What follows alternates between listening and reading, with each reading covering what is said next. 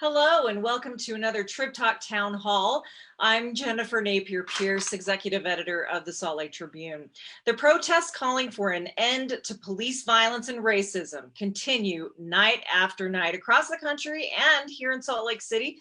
And Utahns are looking to elected leaders for what the change they are seeking should look like. Joining me tonight to talk policy solutions and the way forward is Jeanetta Williams. She's Executive Director of the NAACP Salt Lake. Jeanetta, it's great to see you. Thank you so much. Thank you. Also with us, Shawn Newell, a member of the Utah State Board of Education. Shawn, welcome. Oh, you're muted. Okay, that's okay. Representative Sandra Hollins, she represents Salt Lake City's District 23 in the Utah House and is currently the only Black lawmaker in the state legislature. Representative, thanks for your time tonight. Thanks for having me. And Senator Luz Escamilla represents District 1 in the state Senate, where she serves as Minority Whip. And Senator, it's a pleasure to see you again. Thank you, Jennifer. Thank you. We're taking your questions as well. What should reform efforts include? What bills do you want to see passed? What new training requirements are you looking at? What about funding? Send all of those questions and comments to the hashtag TribTalk. Before we get into the policy details, have any of you had personal experience with police, either good or bad? And how has that interaction informed your views on law enforcement and the way going forward? Representative Hollins, I'll start with you. Sure, I've had both good and bad interaction with law enforcement. I remember when my husband and we first moved to Utah. We were here a couple of years and I was pregnant with my first daughter and we had bought a new car. And I remember we were pulled over. And when my husband asked why we were being pulled over, he kept on saying we were speeding. And my husband said, well, no, we were not speeding. You were driving next to me. I would be crazy to speed with a police officer next to me. Well, he had my husband get out the car, asked my husband about his criminal background. He wanted to know, was that our car? How did we afford that car? Where did we get the money to buy the car? And then he admitted to my husband, he admitted to him, I don't know if you were speeding or not. I just wanted to see if you had an attitude. And if you had an attitude, I was going to give you a ticket. And so that's just one example of some of the incidents that we have had with law enforcement. But of course, you know, like I said, there have been some good interaction with law enforcement that we've had, you know, most recently when everything started happening with the protests and the civil unrest and everything that has been going on. I've had some law enforcement officers who have personally reached out to me and said, hey, I'm just checking on you and your family to make sure that you're okay. Please let me know if you need anything or if anything, you know, unusual happened. And so that was some good interaction. So I've had both. Senator Escamilla, I mean, how are your interactions sort of shaping the way you think about police reform? You know, I've had also a mix of interactions, both positive and negative ones that it just makes you think and question, you know, the objectivity in that interaction, in that process. I've had ones here in Utah, as well as other parts of the country. I've had it in California. You know, if you cross the border every day, and I used to do that at one point in my life, you know, interacting with, you know, U.S. Customs, which is also a law enforcement agency. So I've had my set of experiences. I think what's been very unique now in my experience with my husband and as a family, it's our conversations with our children that are starting to drive, right? I mean, this has come back to be a part of our daily life interaction with our children, because in our dinner table, we're talking about what to do when you have an interaction with law enforcement. Our concern has raised now to the point that every time our kids are driving, I want to make sure they're okay. And one of those being okay means, are they going to have an interaction with police? And especially with our boys. We have a 17-year-old and he, you know, gets me very concerned. I want to make sure he's fine. Our 15-year-old that's now starting to drive and has, you know, goes with other kids. It makes me worried. And I don't think that that's the case with every family.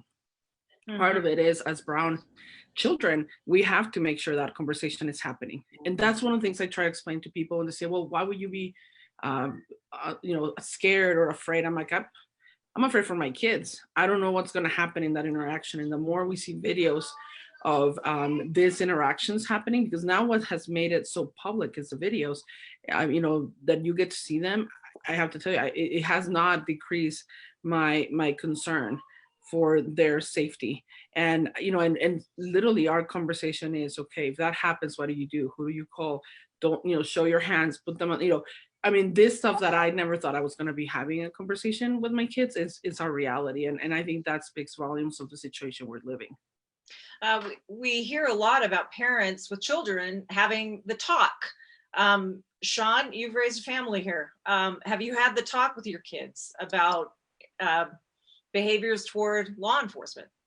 I did, starting at a very young age. I've had the same as most everybody, very positive and negative experiences with law enforcement. As a 16-year-old, I was put in the street at gunpoint and told I stole my father's car. And those things are really traumatic, especially because growing up, I received the training from my parents and my peers and my uncles and grandfathers and so forth. But even with that, at some point in time in my life, I decided that I wanted to be a police officer. And I was on my way there, except my company I work for now made me a better offer. So between that and my wife saying I wanted to make sure that you're safe, I changed that direction. But I found that, it really hasn't changed very much from when I was in my youth to now, as far as the way the interactions go. The language hasn't changed very much when we encounter police officers. And I think the implicit biases that officers hold haven't shifted very much over time. And these are some of the things that we hope we can solve here, hopefully in a very short period of time. But it worries me that we've been working on these things for years and years and years, and we still haven't seen a significant shift or change in the way that these encounters go. Jeanetta, I'm curious. You've been working in this area for years and years. Does this moment feel different? Do you feel like change could actually happen this time? I really do. One of the reasons why is because, of course, the NAACP, we've had a working relationship with law enforcement. And then in January at our Dr. King luncheon, we always give first responder awards as well, to give recognition for the work that they do. But it seems like after everybody's seeing what happened to George Floyd, and then what happened to young Avery, and then even Tamar Rice, 12 years old, in Ohio years ago. And seems like this time people are just saying, this is enough, something needs to be done. And I think it looks like, hopefully, more people are saying, what can we do? And just like as Sandra said earlier, is that, I've had law enforcement and different folks with law enforcement from even the other states as well, Idaho and Nevada and Utah, because I'm over the three, have called and said, what can we do? We want to get involved. We want to have the participation of NAACP, and we want NAACP to know that we're out there to work with you. I want to, our time is short and there's a lot to talk about. So I want to jump right into some of the policy.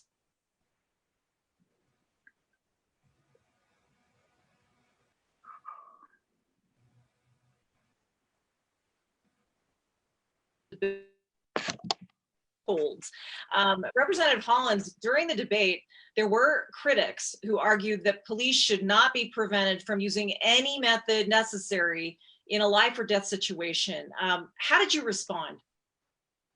Yes, there were some critics of the bill who felt that they should be able to use it, and that was part of the reason why we separated the bill out. Luz was a part of that conversation. But one thing that we all agreed upon, and law enforcement was a part of this conversation, that under no circumstances should the knee on the throat be used. We were not able to come up, and the law enforcement was not able to come up with one example where they felt that should be used. And so we decided to move forward with that piece of legislation with the understanding that we are going to continue having conversation around chokeholds and what that looks like, and when do we ban it, and it's a lot of moving parts. It's a lot of moving parts that goes to this. And so the knee on the neck and what we saw with Mr. Floyd should not have ever been used. He was already on the ground. He was already restrained, and to put your knee on somebody's throat for almost 9 minutes, there was no need for that. There was no need for that, and we felt the need that we needed to ban it here in Utah. Mm-hmm. And you were successful in that effort. Senator, are there other tactics? Are there other behaviors that should just be simply off limits for law enforcement? Let me maybe go back to the question and add to what Representative Hollins explained. Sure. The bill it's actually pretty complex, and there's a beauty here that we were able to do this negotiation in a week. And I want to emphasize that this came, the negotiation was not only between Republicans and Democrats. It was really the law enforcement community. Obviously, they are facing this situation right now, and they're reacting. And they're obviously it's pretty obvious for everyone that we understand that law enforcement puts their life in danger every day. They're out there keeping their community safe, but it's finding this balance. And Sandra explained, for example, the knee on the neck was a no-go, meaning no one should be putting that. I mean, that's the ability, when you restrain someone's ability to breathe, that by itself is actually counterproductive to thinking that you're going to restrain someone that can't breathe. If you can't breathe, your own human nature is to move, to gain. It's like when you're drowning, right? I mean, you don't just go still. You're moving. You're trying to grasp for air. So what we did is that if you look at the bill created its own statute. So now we have our own code for a peace officer that says if you put a knee on someone's neck, 3 things could happen. 1, you're going to be charged with a 3rd-degree felony for doing it. That's the first one. If that person ends up losing conscious, it's a 2nd-degree felony. And if that person dies, it's a 1st-degree felony. This is a homicide charge.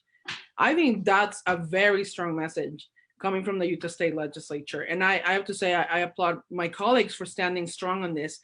But keep in mind, there's another piece to this, and that is we already have a strangulation law in our books. And we made an enhancement on this peace officer component because our strangulation law only takes it to a 2nd-degree felony. So we brought that piece to a 1st-degree felony on this. I think it not only does that, but it also initiates an immediate investigation from the district attorney or county attorney. So I have to, that component is critical. Now, going to your question about, is there more? Absolutely. There is more. And one of them was the chokehold, right? And we've talked about, this has been a conversation, the NAACP, when they issued their statement of their 4 items that they were working on nationally, this was one of them. Now, the tricky part there, we go into those scenarios that Representative Hollins mentioned. You have a spectrum of scenarios. You have the George Floyd, which is your extreme of a murder, homicide. And he, the police officer was charged with homicide. If you go back in history, he was charged first with a different charge, and then they moved that charge to homicide, which I think speaks volumes again of the Utah legislature, putting that already in statute. But then you have a scenario, and this was shared by Commissioner Anderson, which oversees our Department of Public Safety, including the Utah Highway Patrol. He said, look, we had cases where you can be in the middle of nowhere, right? In the freeway, highway, Paiute, 3 a.m, you're by yourself, our troopers are by themselves. You lost your gun on the fight, and now you're rolling down, right? Or you're on the floor trying to catch something, a rock, anything to survive, because at that time it's a survival mode. What do you do there if at that point that person uses a chokehold just to gain stop the whole fighting? And we started looking at those scenarios, and what we realized and came down to this was something we all agreed is there has to be a way that we can talk about de-escalation or escalation, and then escalation also on responsibility and accountability. But we were not going to do that in 3 or 4 days, right? So that's what you're going to see is more bills to come. So your answer is yes. More needs to be discussed, and it's going to be very specific. It's going to be requiring the wording and working with not only law enforcement, but also then the prosecutors, because language makes a big difference on cases, as you know. Certainly. So that was part of, like, we were not going to solve that in right away, but what we did, and to Representative Hollins' bill, it's very clear that in Utah, we do not train as a valid tactic the use of chokeholds for restraining. That is critical. Now, it doesn't say that it can be used, for example, in the scenario I gave you, which is now we're grasping for life, both of us, and it's a life or death situation. So, I mean, that they wanted that window, and I think you'll see more work on how that language looks like. Shawn, there's a lot of talk about better de-escalation training. I mean, how confident are you that de-escalation training would actually work?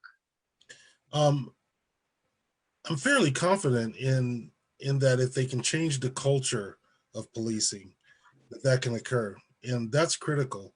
You know, we're getting a lot of conversations now and an opportunity to speak to officers about ways and means of being able to de-escalate situations.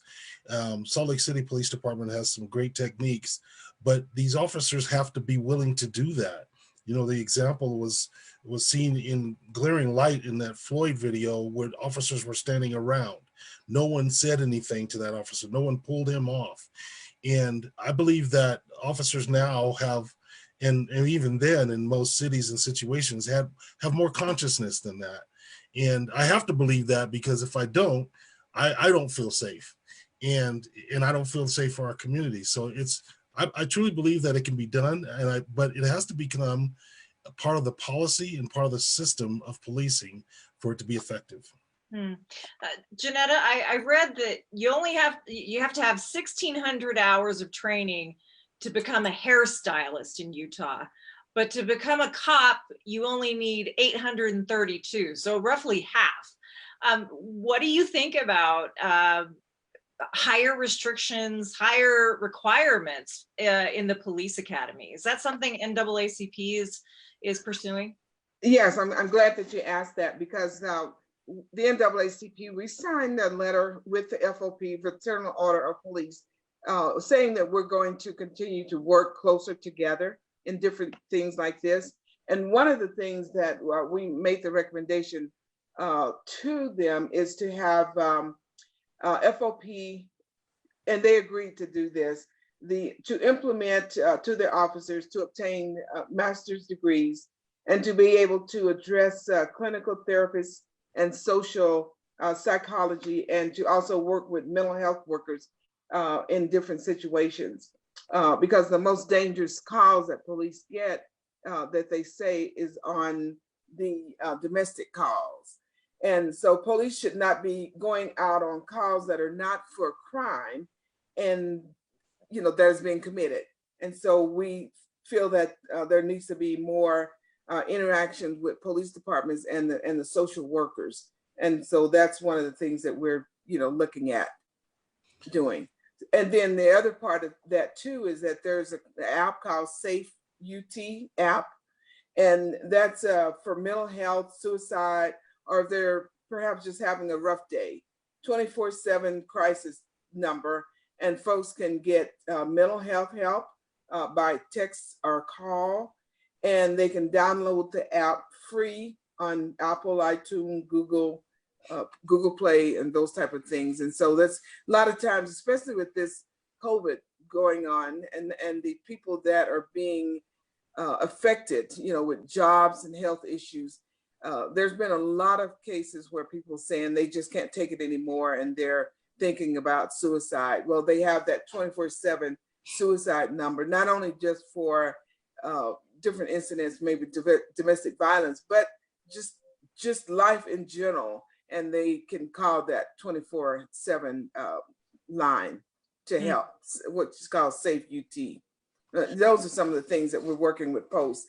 And another thing working with Post too for NAACP, we will have a seat on their board. And so we're working to have that implemented as well. I'd open it up to the rest of our panel, just to, what changes do you want at the training level, at the police academy? Senator? I think Never mind. I was going to add, in terms of the training, implicit bias. I mean, there's one thing to get a 1-hour class on implicit bias or diversity, or we need to do more. The same, you go and get every year your 40 hours of shooting, you should be getting at least 4 hours every year on implicit bias and this, communication with community and interaction. Check yourself, check your biases which we all should do, by the way. It's not only law enforcement, but I mean, that's one critical piece. But the other one is, if you think about this from a systemic way, Jennifer, and this is where the Quad Caucus, those legislators of color, the 6 of us, we've been talking, and Representative Hollins has been addressing a lot of, for example, the school to prison pipeline. I mean, this is not only a law enforcement conversation. Now we're opening this broader conversation about systemic issues and racism within our system, our government, and addressing this issue. Representative Karen Kwan, which is one of our members as well for our caucus, is working on mental health resources for first responders. I mean, this is, you're going to see, more of that group. I'm working on a more commission/task force addressing systemic institutionalization of racism within government, and what can the state legislature be moving in a systemic way, right? And changing that. You have Representative Romero working on de-escalation training, so very specific to those trainings.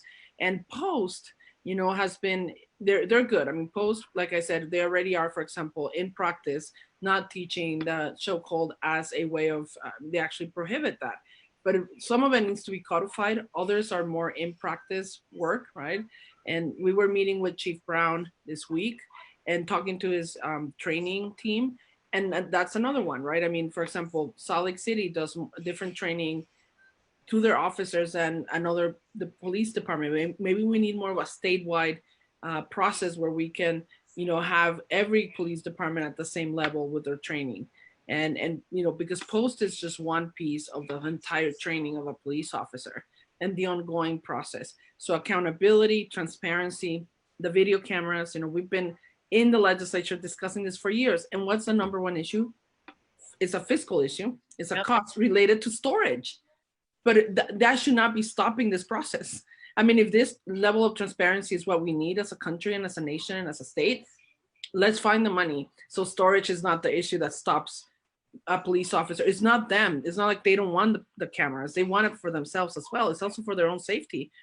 Let's not have storage be the real, the issue that stops a whole policy like that to take place. Mm-hmm. Shawn, you had something to say. Yeah, when we were talking about training, and I think everybody kind of touched on it, the amount of training that our officers get is just really not conducive to the job that they do.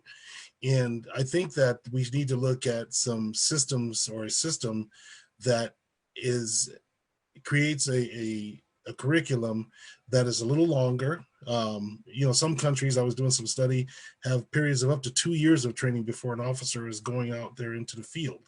And that's really important. Officers also need to have the trainings like the implicit bias trainings and so forth. But one of the big issues that we have is once an officer graduates, not every department is treated equally with resources. So some officers aren't getting the training they need once they leave department or leave post. And that's really critical, because those officers that don't have the training that others are receiving, when they move to another department, they may be behind the curve and not really understand the nuances of their job. And I think that it's critical, I think it was Luz that said it, that we need to have something statewide where there's some criteria that must exist for all officers in the state of Utah to be able to show that they have the competencies necessary to do the job of a police officer. Representative Hollins, here's a question from Jean on Facebook. How is the repeated and seemingly automatic response of racial profiling by police officers being addressed? Is there anything that you're looking at to sort of address racial profiling here in Utah? And that is part of the ongoing conversation that we are having. The Quad Caucus, along with law enforcement, is how do you first of all, collect data, because we need to know what is out there, who is being stopped, and which group is being profiled. But it's not as simple as as it seems. We cannot, police, when I spoke to someone in law enforcement, the concern was, how do you collect this data? I mean, if you have someone who is in the car, police officer going up to the person and saying, okay, tell me your race, you know, it's problematic. And so we have to figure out, how do we go about collecting this data? But it is data that needs to be collected so we can first know who is being stopped more often. I understand, I get it. I've been racially profiled before on more than one occasion. And so it's something that needs to be addressed. But yeah, it is something that one part of the puzzle that we are looking at to start addressing the systematic racism that is occurring. Exactly. Jennifer, can I Yes, just tweak a little bit on that? That is one of the issues that our NAACP, our president CEO, Derek Johnson, one of the things that he wanted us to address, and that was on a federal level as well, with the Congressional Black Congress Caucus. And part of that was to have civilian review boards, strict police accountability, limit the use of force, eliminate racial profiling, demilitarize law enforcement, track and report data. Representative Dwayne Bardo had that bill years and years ago. It's probably 10, 15 years now, when he was a representative as well too, is trying to figure out how to track racial data when officers are stopping folks. Another issue was to ensure proper screening, education, and training of all officers. And then for Utah, we wanted to push for diverse and gender law enforcement recruitment and screening for racial and ethnic minorities and women. So that dovetails with a question from Parker on Twitter. Is there a specific reason that the police force is mostly white? Can anything be done to include more diversity? Do you see that as part of the problem, is that the law enforcement community doesn't really reflect the diversity of the community at large? Senator? Jennifer, yes, absolutely. And it's been a conversation for years. And it's funny that Jeanetta just mentioned former Representative Dwayne Bordeaux as one that was pushing 15 years ago. So she's absolutely right on timeline on this legislation of racial profiling. And I'll tie it back to recruitment and hiring, promotion, and retention of police officers of color, because it's all combined. So when we started this legislation that Jeanetta mentioned of former Representative Bordeaux, I was actually working for the state as the director for the Office of Ethnic Affairs. The tricky part is what Representative Hollins mentioned, is when do you track, right? So if the officer is supposed to fill out the form of his perception of the race of that person at the moment of stopping that person. So that's, keep in mind, he or she is inside her vehicle. You are, this is potentially in a vehicle conversation, right? It could be obviously in a different scenario, but that is an issue. So what we were trying to do, and I remember with Representative Bordeaux, that we were trying to collect the data at the moment you filed for your driver's license, because then I disclosed how I identified myself. That in Utah became another layer of complications to have that in place. And I think we will need, and I'm glad Jeanetta said this, it will be nice, for example, at the federal level, that becomes a practice where everyone is, trying to standardize that collection of data. So that's one piece, which then ties back to what you were saying, Jennifer, your question about why are we not hiring of more individuals of color, minorities into the police force? And the reality is a couple of issues. One is the issue of the biases on standardized testing, the way that testing to actually get into those academies and passing those testings, whether it's for firefighters or police, it's an issue. And there's been tons of studies, these are all data driven, that needed to change. But then it's also, it's very difficult to think that you've been, in a way, there's some trauma to many of these communities that are now going to have to potentially want to go and make a difference and walk into this force and have to see that type of bias happening in their workforce against their own communities. We have right now some of our police officers that happen to be part of our communities, and they're in a really difficult place right now. And you can only imagine, right? Here you are in the middle, you are doing your job, but you see some of this stuff. We talk a lot about retaliation. So when we talk about police reform, you have to be addressing retaliation, hiring, promotion, and retention of individuals. Because we see them with women, for example, in the armed forces. I mean, so this is not even breaking glasses, it's breaking walls. I mean, it is tough, and it's going to take generations to get us there, but what we need to make sure is to protect against retaliation. So the case of George Floyd, we heard about those police officers surrounding, kind of like protecting of the video and recording, but if one would have said something, we heard stories of them being retaliated to the point of making their life impossible, especially if they become part of those communities. And then what happens to them in their own communities when they come back to their communities and they're seen as someone that is now working with law enforcement? So those changes are more of, so they're systemic as well, but also are part of our community. And we need to do better in recruitment and help, but we need to make sure that it's a safe environment for women and for those minority members of our minority communities to join those forces, that they're going to be protected and their integrity as members of those communities are not going to be put at jeopardy. And that's important. Yeah. And Shawn, you explained the calculation that you made not to go on law enforcement. It was a money issue and it was a safety issue, right? Yes, without a doubt.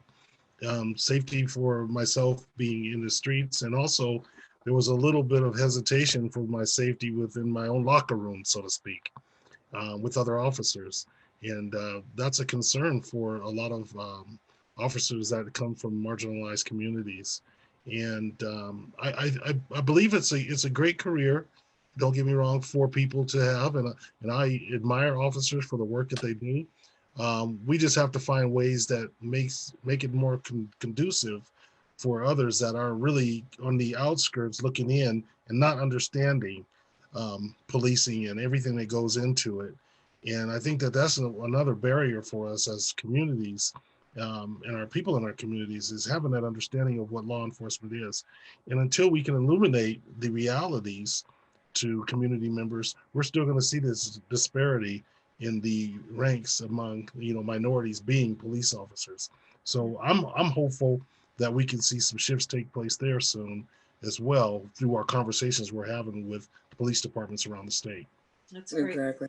I think yes, please go ahead. I think one of the things that Chief Brown in Salt Lake City is doing too, that is makes a huge difference, is to have the young people that are interested or want to know more about what the police do, is to have them come in and they have like little training and they interact with the police. And then when they have the shop with the cop during Christmas time, those interactions with our young folks makes a huge difference. And I think that's going to make some of our young folks say, well, I want to be a police officer.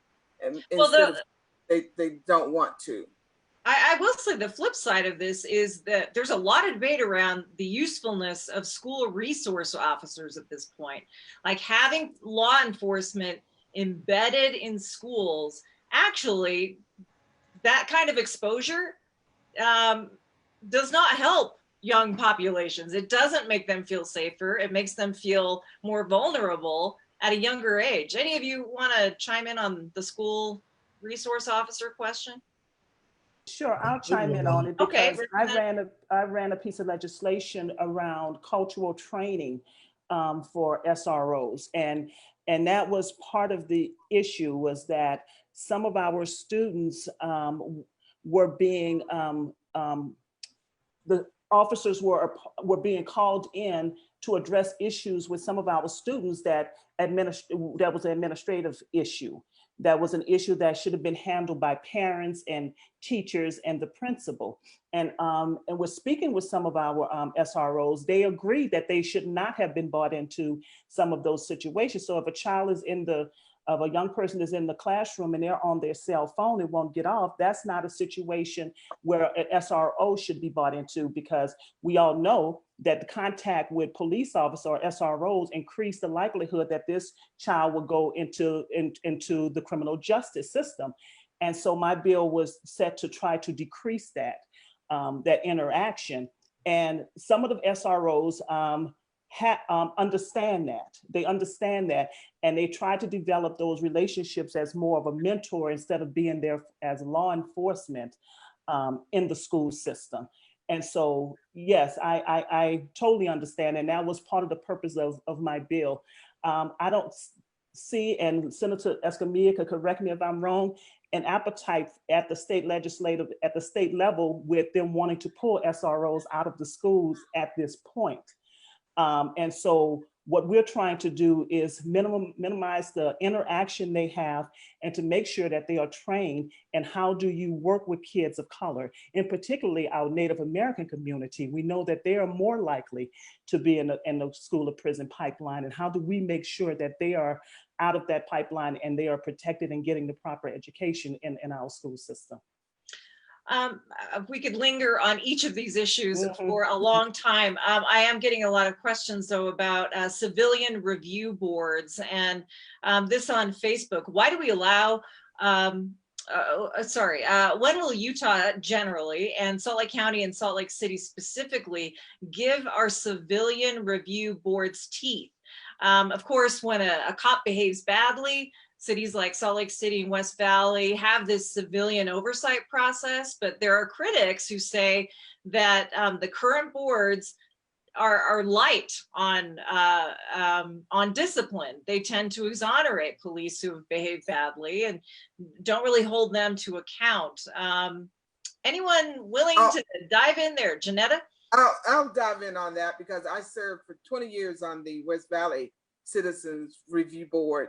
And I found that it is very effective, and that the disciplinary recommendations toward police officers is taken very serious by the police chief and others. I know that, for a fact because I served on it. We looked at every case, not just a few cases. We looked at every use of force. We looked at every, maybe there was just shooting. We looked at when some person maybe think that the police officer was giving them a ticket and they were being rude, so we saw all of those things, but they do have much more teeth than people probably realize from just hearing different things. But we still need to make sure that all of our cities, especially the ones with at least maybe 25,000 population, do have civilian review boards intact. And so, and a lot of places like South Salt Lake, the mayor, Sherry Wood, said that that's what she wanted to implement. And so I applaud her and the other ones that are, wanting to do that. And I know West Jordan, Chief Ken Wallentyne, who is served on our NAACP legal redress chair for many, many years too. And he's the chief there now too. And he's been doing, looking into it. And so a lot of other places are looking into the civilian review boards. Jennifer, I think this is a really interesting piece, because I think it's one that people talk about. And I believe Representative Mark Wheatley has a bill open for this. And let me put some context to this, because a couple of years ago, there was a bill by Representative Ray that the legislature limit the ability for specific review boards to be in place that will take action on hiring or firing a police chief.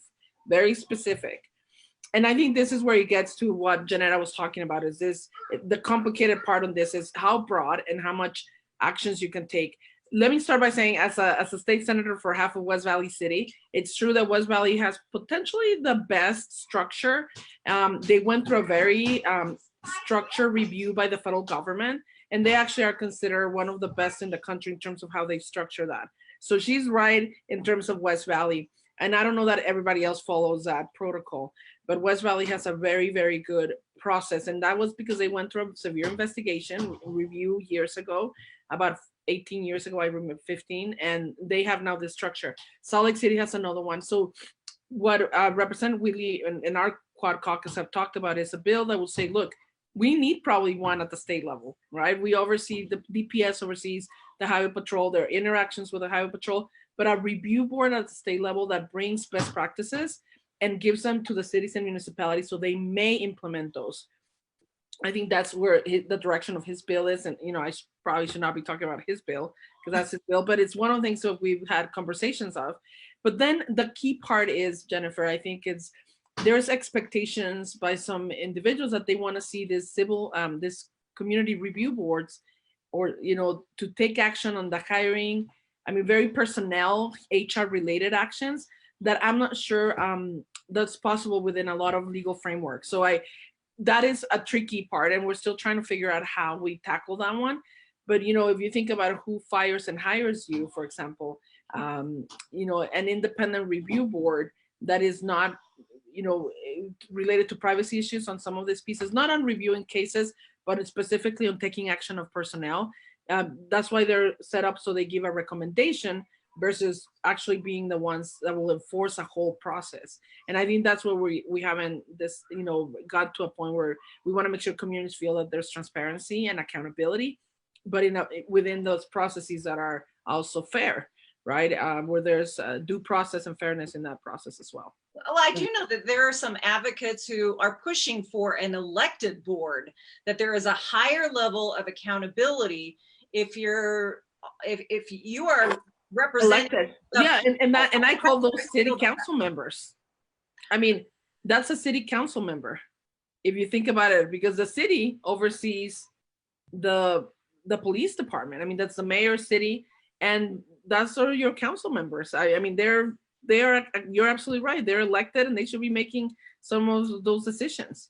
So yeah. I mean, I think they are already there. Maybe where we're missing is what type of accountability there is with our local council members and our mayors, right? I mean, that interaction happens by elected officials. They're the ones that are making those decisions. And I agree, they should be held accountable. And, you know, part of our message with Representative Hollins, Representative Romero, all of us have been in the protests and walking with, you know, raising our voices for time for change. It's been accountability. I mean, we want to have those, we want to be held accountable, and we want everyone else that's elected to be accountable for their actions, including the transparency and this type of review mechanisms that should fire a police, you know, officer or chief of police if needed. If there's nothing, you know, if I don't feel safe, if our community is not safe, there's a problem there. Representative Hollins, there was a bill, I believe it was last year, about absolutely preventing cities from creating this kind of elected police review board. I just don't know if that has resurfaced as an idea among your colleagues. You know, I have not heard if it has or it has not. It has not come to law enforcement. My committee, I'm sure if it does, I will hear, but I have not heard any conversation or any rumblings about that bill coming forward. But that's not to say it's not. It's not going Jennifer, to. I think that's the Representative Ray's bill that I mentioned. Is that HB 415? Yeah. Okay, that's the one that passed a year and a half, 2 years ago. 2 sessions ago. Okay. So it's that bill. It is started with what you're describing. I think the final bill was it limits the ability for cities and municipalities to create a mechanism where they can fire outside of an elected official piece. So it will be interesting. I will have to go back and review, but it was 2 sessions ago, and that was Representative Reyes. It's very specific to chief of police. The bill that passed. So I mean, I don't know, because it's a House bill, so by the time it gets to the Senate, there's been multiple versions. But I don't know if the beginning of the bill was more broad to what you're describing. But the bill itself, as it passed, was a bill related to the chief of police departments. I see. Yeah. Part of that. Before we move on from this, Shawn, do you have anything Jennifer, about can I just review boards? I'll get back to you, Jeanetta. Shawn, anything on civilian review board? No, I don't have much experience with them. So yeah, I don't have much experience with them, but I think that they would hold a place in making sure that accountability is present within the department.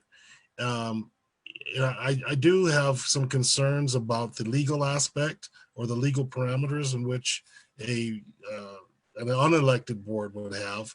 So I'm kind of in agreement with the premise of having an elected review board, because that takes care of a lot of the legal issues, and it also empowers that board to be able to suggest some shifts in policy or behavioral changes that need to take place.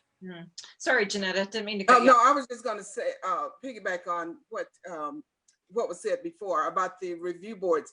Part of that bill, as I recall, was that the bill was saying that the Citizens Review Board members could not hire or fire a police chief or police folks. But the Citizens Review Board, that they're not set up to hire and fire anyway. And so, because what they're doing is looking at different cases that are presented, use of force and all of those, to say, are those things within policy or out of policy? But they have, the police department, they have their hiring mechanisms already in place. And so that bill was saying that review boards couldn't do that. Well, review boards shouldn't be able to do that anyway. And that's why they call it civilian review boards, because the review boards would be made up of citizens and not elected folks. And that's why that was done. While we're on the topic of discipline, say you've got an officer, this officer is under investigation for some sort of misconduct. They jump ship and they get hired 50 miles down the road in another department. Is there a legislative solution to that problem? Because it happens, and it happens often. Representative Hollins? Yes, and that's one of the pieces of legislation that we are looking at. How do we assure that if a police officer is in Salt Lake City and a police officer is terminated for ethical reasons or for whatever, that they're not rehired down the road? That police officer should be held accountable. I'm a licensed clinical social worker.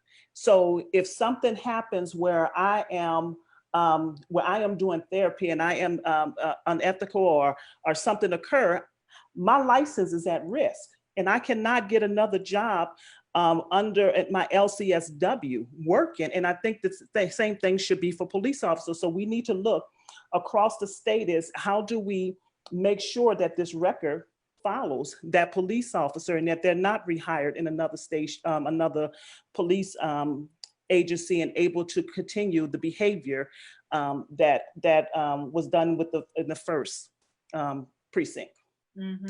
Senator? Yeah, I believe part of it is the mechanism of internal reviews and those, because if you resign prior to the investigation ending, then they don't finish that investigation. That's my understanding. So it's kind of like closing those loopholes. So then we have a database. So that I think part of it is we've talked about a database where you can, where all of this, pieces of information are available. So if I'm going to hire someone from West Jordan Police Department and I'm Salt Lake City Police Department, I can go back and check history. And you will think that that's already happening because it happens in many other employment, right? Apparently it's not happening. So yeah, I think that's what we were discussing is maybe Post owns this whole database that comes up to Post, and they're the ones, because remember, when there's an incident, in order for, if there's going to be action taken regarding someone's Post certification, that goes through its own review process, and there's a review board in Post. That is that will be either to keep or take away your Post certification. But that doesn't mean that every case goes up. I mean, actually, I was asking Commissioner Anderson, I'm like, how many cases do you have? And it was minimal, right? I'm like, there's no way there's only those complaints or those issues being addressed in our entire law enforcement community. So what we're seeing is that not everything is going up to Post, of course, for our review. Then we have to have the local ones, making sure that we have a database that we can keep up with that. So that's one of those bills that, as Representative Hollins mentioned, is being also discussed. And that's one of the ones that NAACP were looking at, because it would be a federal track and report data. And so this data would be in the system where all of the police departments would be able to look before they hire, because one of the times what we looked at was that Tamir Rice, little 12-year-old boy playing in the park with the play gun, and somebody called. Police just jumps out the car, runs, shoots, and kills him. And finally, what we found out later was that the police department had hired him without going and tracking his prior record. And in his record, it said not fit to be a police officer.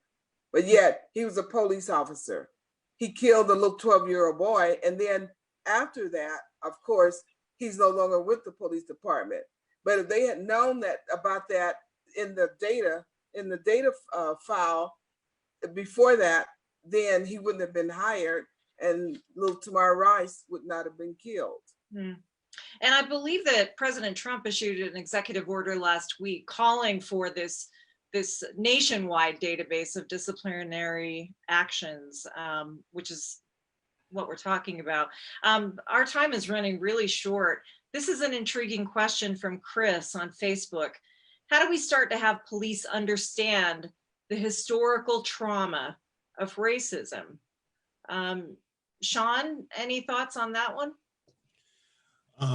That's a big one for me. I think that starts when in our youth and through our educational system, in actually illuminating the true history of our country, both positive and negative, where we've come from, so that people have some reference point as to why there's this fear and why there's a frustration within our communities. And when I talked about extended training, I think that would be a critical part for officers to go through, to actually get some training on where the history is and where it's come from, and what are some of these foundational issues that are burdening people in the communities that they're patrolling. And without that, they have no context as to why people are frustrated, why they're fearful, why people may react in the way that they do to them. And the triggers can be very slight in language, in mannerisms, and those type of things they need to be conscious of, so that we can have safer interactions when we come together and meet between the officers and the people in the citizenry. So I think it's really critical that we go into some semblance of an understanding of history somehow. But then again, we run into the issue of resources and training, and the police departments here are in a hurry to get people out there to do the job they need to have done. And we skip over some very critical areas like education that I think are really key to us getting better. Our time is short. I want to give one last question to all of you. This is very traumatic time for so many communities, and particularly for people of color. How do we regain public trust in law enforcement, in our systems, after a George Floyd or Bernardo Palacios? Like, how do you start to rebuild? Is it one bill at a time? Is it continued conversations? How are you sort of viewing the healing process? Jeanetta. Okay, one of the things I would like to put out there is that racism should be considered a public health issue, because when we look at unemployment, we look at health issues, we look at all of those different things, it is based on a lot of racism.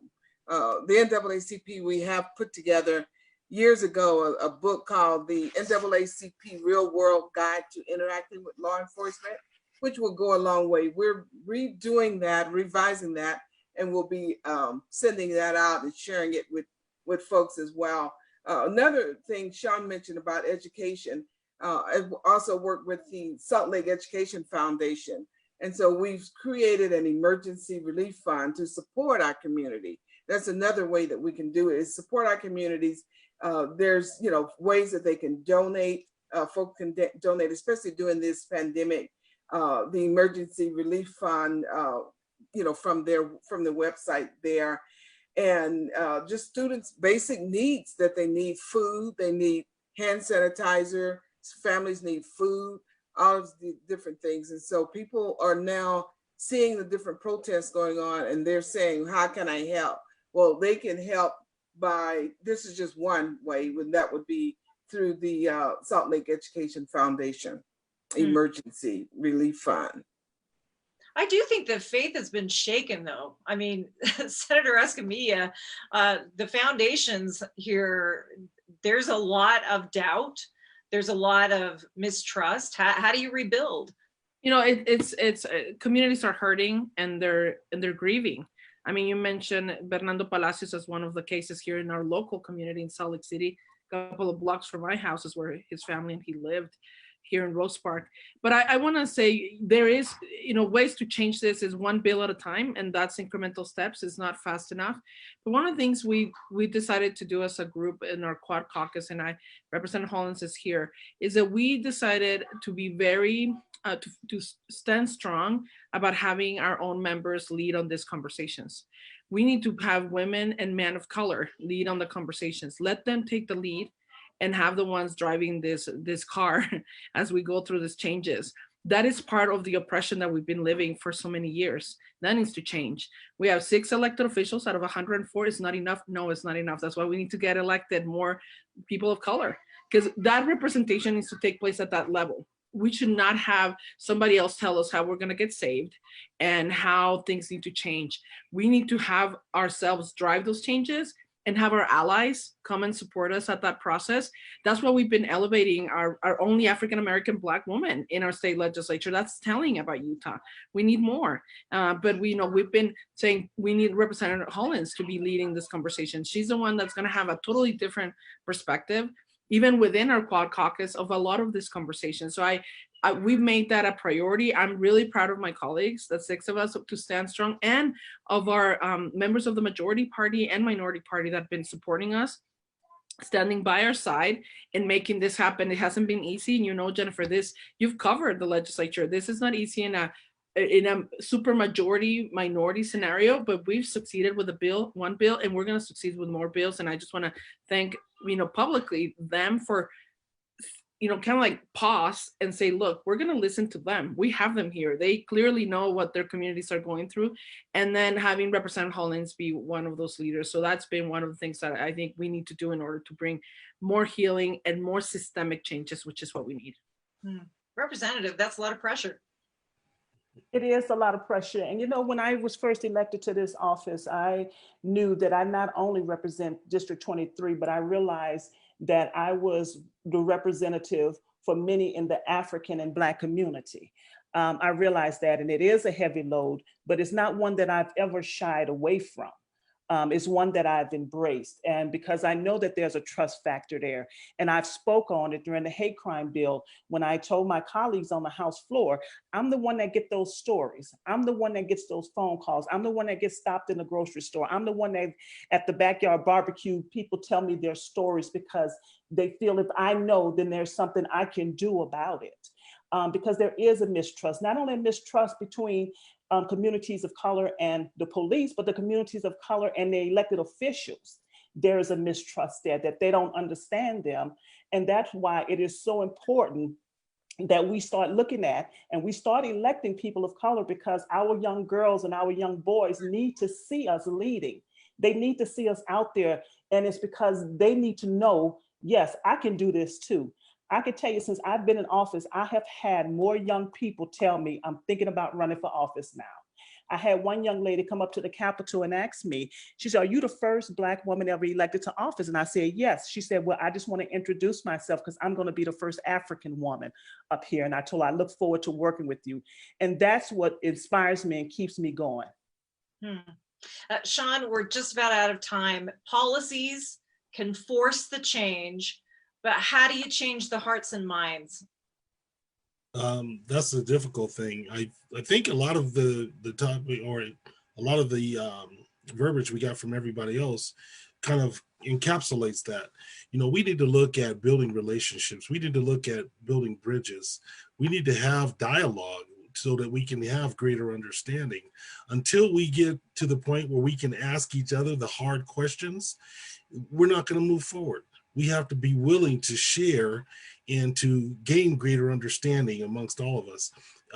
Without understanding and fears and barriers, we never get to the point where we're talking about what the issues really are. And that's the critical thing that we need to do. Get to where the issues are, discuss them in an authentic way, and make sure that we look to make the changes that need to be made. I wish we had more time. There's a lot of interest, a lot of questions out there. Let's keep talking. Shawn Newell, Jeanetta Williams, Representative Hollins, Senator Escamilla, thank you all very much for your time tonight. Thank you. Thank you. That's it for our Trib Talk Town Hall. You can watch previous episodes in this series on the Tribune's Facebook page. Thanks so much for watching, everyone. Be well.